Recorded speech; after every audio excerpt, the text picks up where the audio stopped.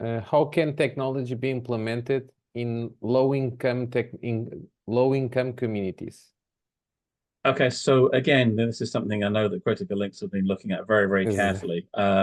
And this is something that I've worked on in a few countries as well, on a few projects with UNICEF and the World Food Programme. And the first answer to that, if you're looking in low income, low technology countries, how do we implement technology effectively? The first thing is say carefully, because resources are limited, and finding the way of implementing resources, and saying, okay, well, this school we put a laptop or a device in for every student, and actually you find that's all of the allocated budget you might have for a whole district is gone in one implementation. So we've got to think about how do we make it as equitable as possible. And I would say that if you're in doubt, as I mentioned earlier, put the technology in the hands of the teacher.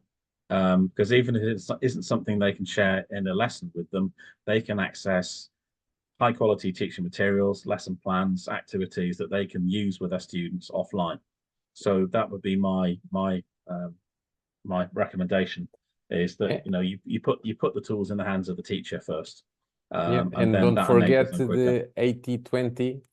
And don't Uh, forget the 80/20, that you must make sure the teachers exactly. are prepared and trained and able to use that more effectively. Absolutely.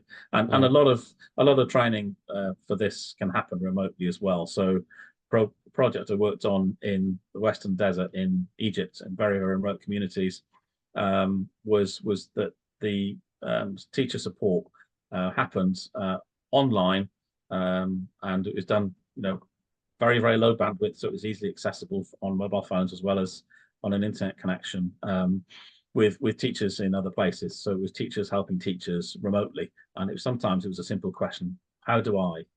What's the best thing I can do?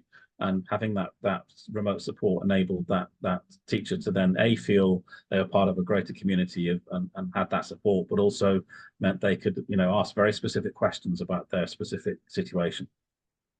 In the past, we had a lot of the forums. I don't know if you remember where we Mm, can post yeah, all your doubts. But what we are starting to have more is groups of WhatsApp, or where everyone share the questions, if there are some ideas and yeah, so on.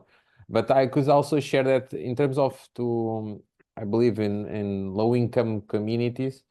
Um, I saw in a lot of kind of communities, the technology, the teacher again are the key yeah. user, in my opinion. And Hmm. in terms of technology, you can have, for example, a digital board, Yeah, and with some, for example, with some low, with tablets with low specs that are yeah, cheaper ones, and to access to contents, and to, if they have internet, and also to save data, yeah, because with so a lot of, and to all, or to access the content, they could use the C3. The C3 is the very a very I believe, uh, ex- n- you can save money using the C3. You can save money using all this kind of technology. yeah, So I believe it could be the best way for you to implement technology in low income communities. yeah. Put the technology in the hands of the teachers first. That's And the exactly. important thing. Yeah. Okay. Thank you.